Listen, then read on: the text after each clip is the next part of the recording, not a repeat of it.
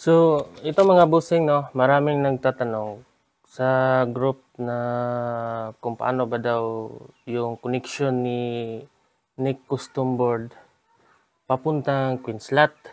So, dito guys, is titingnan natin kung paano ba ang tamang paglagay ng wire connection papunta sa ating Queenslat. Buksan natin. So, dito mga boss, ayan. So, naka-microtech tayo, no? Kasi yung ano natin, yung naka 1 pi setup tayo. So, dito mga boss, ito pala tandaan nyo, itong wire na to, papuntang Queenslat to, dito. So, dito naman, hindi naman tayo dito magkakamali kasi meron naman siyang, ano dito, yung guhit dito. Yan. So, pagka nagkabaliktad yan, hindi naman mapasok. Yan, yung tamang paglagay. Then, dito naman papuntang Queenslat, itong tatandaan nyo, dito.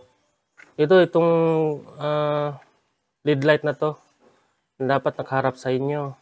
Then, dito, sa papuntang Queenslat, dapat din ito, ito dapat nakaharap din sa'yo. Itong mga metal na to, ito. Ayan. So, dapat nakaharap din sa'yo. Huwag po ganyan. Kasi baka masira yung Queenslat natin. Kasi pag ipasok natin ito, ganyan, is baka masira yung Queenslat natin. So, ito lang tandaan nyo, dapat ito rin yung mga metal na to nakaharap din sa'yo. So, ganyan lang po. Yan. Tapos itong mga ilaw na to dapat nakaharap sa'yo. So, yan lang po mga boss, yung paano siya ikabit. Itong custom board na to, galing to kay Nick Custom Board, binili ko. Nasa 900 plus. Kasali na itong yung LAN module niya, yung Node MCU. Ayan na po, yan lang po. Saka itong mga ilaw-ilaw na to. Yan, kasali doon sa ating pagbili. Ang hirap lang kasi dito sa custom board na to is wala siyang palatandaan, no? Wala siyang negative at saka positive na dito sa wire, wala siyang nakalagay na red wire at saka black na wire. So pag meron na to, sana ma-recognize natin na ito ay positive at saka negative. Dito naman sa ating Queenslat is wala naman problema dahil nakalagay naman ito DC, 12 volts at saka Queen and then ground.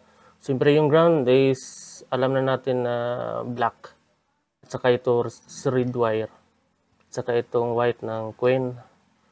So ang palatandaan lang natin, siyempre ito lang yung ating itong metal na dapat nakaharap sa iyo. So ganyan lang po. Ganyan. Pasok nyo.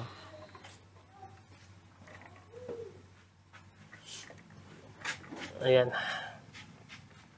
So yan lang mga bossing, no? Salamat.